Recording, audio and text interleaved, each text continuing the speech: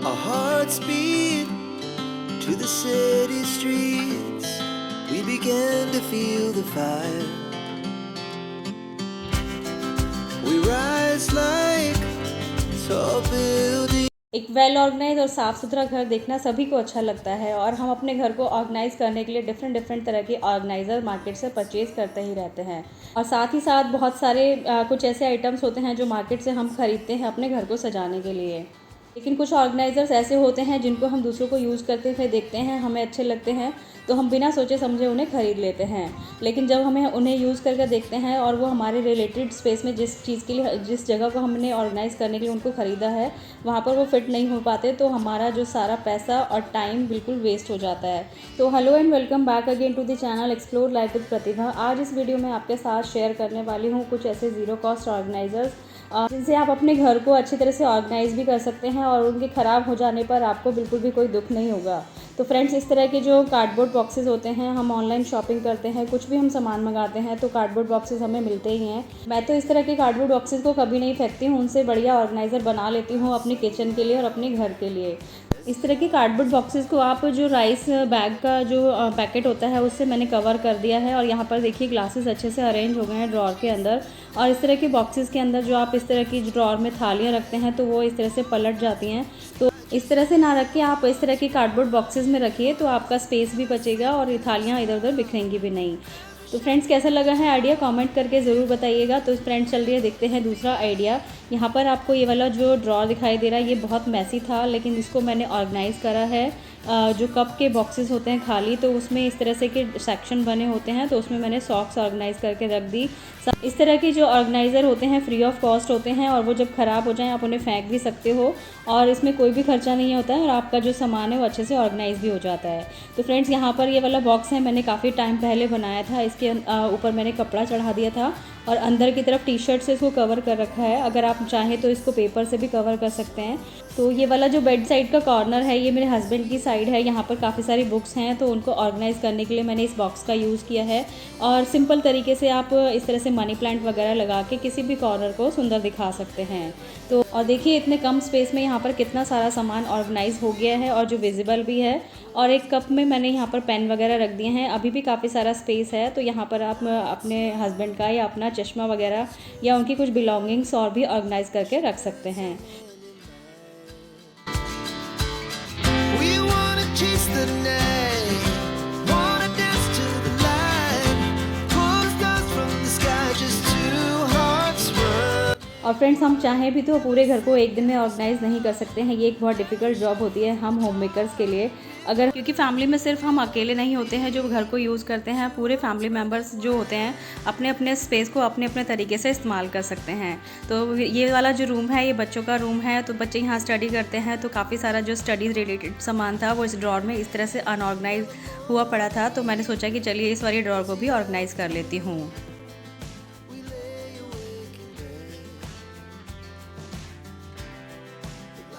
तो ऑर्गेनाइजेशन करने से सबसे पहले रूल है कि आप किसी भी जगह को, जिस जगह को आपको ऑर्गेनाइज़ करना है उसको क्लीन करिए, अच्छी तरह से सारा सामान निकालिए क्योंकि अटरम शटरम पता नहीं क्या क्या उस जगह पे पड़ा होता है। और जब तक आप उस स्पेस को खाली नहीं करेंगे तो आपका माइंड बिल्कुल भी मेकअप नहीं होगा कि उस जगह को कैसे ऑर्गेनाइज़ करना है। तो मैंने ये ड्रॉर बिल्कुल खाली कर ली थी, जो सामान डिक्लटर करना था वो मैंने यहाँ से हटा लिया है। काफ़ी सारे खाली पेन यहाँ पर मुझे मिले थे। ऐसा आपके साथ भी होता होगा, जब ड्रॉर में से आप पेन निकालते होंगे या पेन स्टैंड में से पेन निकालते होंगे तो उनके रिफ़िल खाली होते हैं और जब हम लिखने के लिए उन्हें उठाते हैं तो वो पेन जब हमारे सामने आते हैं और हम लिखने बैठते हैं तो बहुत इरिटेशन होती है। तो टाइम टू टाइम इस तरह के सामान को डिस्कार्ड करना बहुत ज़्यादा ज़रूरी होता है। और बस यहाँ पर देखिए कितना सारा डिक्लटर जो सामान है वो निकला है। और यहाँ पर मैंने बाकी सब स्टेशनरी के सामान को ऑर्गेनाइज़ करने के लिए इस तरह के कुकी बॉक्सेस का यूज़ किया है और उसमें काफ़ी सारा DIY का सामान है जो मैं भी यूज़ करती हूँ, कलर वगैरह, ब्रशेस वगैरह। और इस तरह के कुकी बॉक्सेस के अंदर जिनके जो फ्लैप होते हैं काफ़ी अच्छे होते हैं, स्ट्रॉन्ग होते हैं। जो सबसे ऊपर आपको ये वाला बॉक्स दिखाई दे रहा है, इसमें मैंने मेडिसिन रखी है तो आप मेडिसिन वगैरह भी इसमें अच्छे से ऑर्गेनाइज़ करके रख सकते हैं। और ये देखिए नीचे वाला ड्रॉर है, इसमें काफ़ी सारी बुक्स हैं जिनको अभी मुझे डिक्लटर करना है। कुछ काम की चीज़ें इसके अंदर होंगी, नोटबुक वगैरह निकलती हैं बच्चों की, तो उनको आप रीयूज़ कर सकते हैं। जो लिखे हुए पेपर है उनको हटा दीजिए और खाली नोटबुक को आप रीयूज़ करने के लिए बच्चों को दे सकते हैं। तो डिक्लटर करने का मतलब ये नहीं है कि आप सारी चीज़ों को ऐसे ही फेंक दें। एक बार उनको देख लीजिए कि कौन सी चीज़ को एक बार आप रीयूज़ कर सकते हैं। तो मैं तो ऐसा ही करती हूँ। और आप लोग क्या करते हैं अपने डिक्लटर सामान का, मुझे कमेंट करके ज़रूर बताइएगा। तो इस वाले रूम की भी अभी ये दोनों ड्रॉर ऑर्गेनाइज़ हो गई हैं और धीरे धीरे स्टेप बाय स्टेप जब आप काम करते हैं तो काम परफेक्ट तरीके से होता चला जाता है। और कभी कभी आप इतना काम करने के लिए सोचते नहीं हैं, लेकिन जब हम लेडीज़ काम करना शुरू करते हैं ना, तो बस फिर करते ही चले जाते हैं। फिर एक फ़्लो में जब हम आ जाते हैं तो बहुत सारा काम इकट्ठा हो ही जाता है। तो बस यहाँ पर मैंने भी रूम के जो जाले वगैरह झाड़ दिए थे और काफ़ी सारी डस्ट वगैरह दीवारों पर जो दिखती नहीं है, और जब हम उसको क्लीन करते हैं किसी भी चीज़ से, किसी कपड़े से या फिर झाड़ू से, तो दीवारों के ऊपर से काफ़ी डस्ट उतरती है और विजिबल चेंज आप देख सकते हैं। दीवारों के कलर में आपको फ़र्क महसूस होगा। तो यहाँ पर ये जो जाली लगी हुई है विंडो पर, इसको भी मैंने क्लीन कर लिया है ब्रश से। जो कपड़े धोने वाला ब्रश है उससे आप साफ़ करिएगा तो जो सारी डस्ट इसमें एक्यूमुलेट होती है वो सब निकल जाएगी।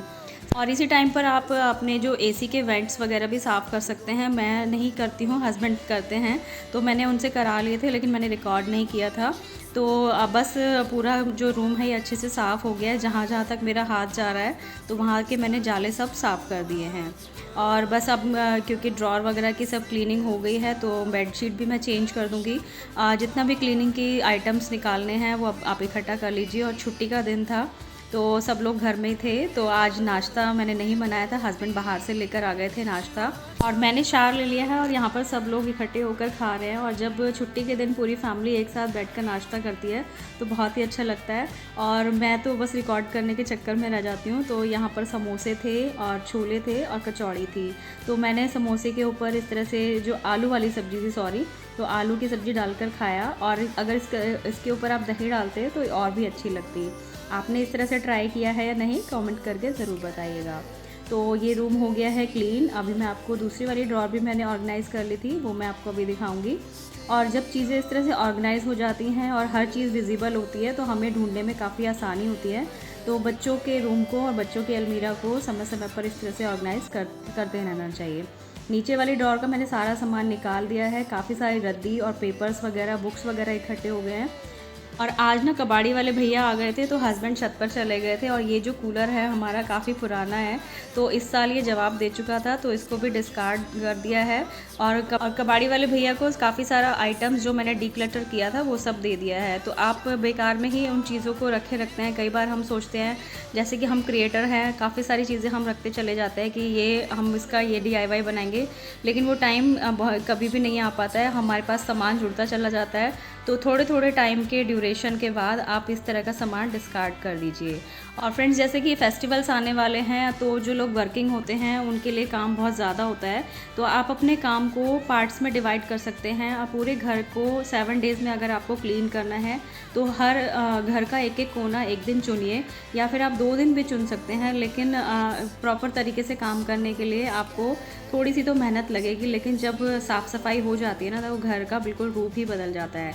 तो मैं भी ऐसे ही करती हूँ। जब भी फेस्टिवल्स आते हैं या फिर मुझे प्रॉपर डीप क्लीनिंग करनी होती है घर की, तो मैं किसी दिन किचन को चुनती हूँ, किसी दिन बाथरूम को चुनती हूँ, क्योंकि घर में एक नहीं 2 बाथरूम है।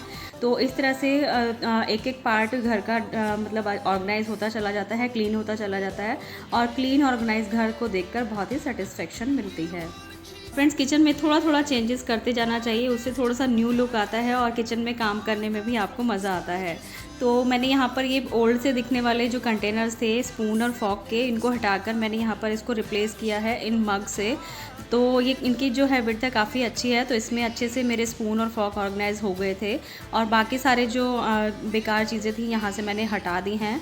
और इस तरह की जो स्पून्स वगैरह होती हैं प्लास्टिक की, इनको आप टी या फिर शुगर के कंटेनर में डाल सकते हैं। इससे आपकी अननेसेसरी स्टील की चम्मच वेस्ट नहीं होंगी, गंदी नहीं होंगी, और आपका काम बड़े आसानी से हो जाएगा। आई होप फ्रेंड्स ये वीडियो आपके लिए हेल्पफुल रहा होगा, तो प्लीज़ वीडियो को लाइक करना मत भूलिएगा। और अभी तक चैनल को सब्सक्राइब नहीं किया तो सब्सक्राइब कर लीजिएगा। आपसे जल्दी ही मिलूंगी नेक्स्ट वीडियो में। Bye bye.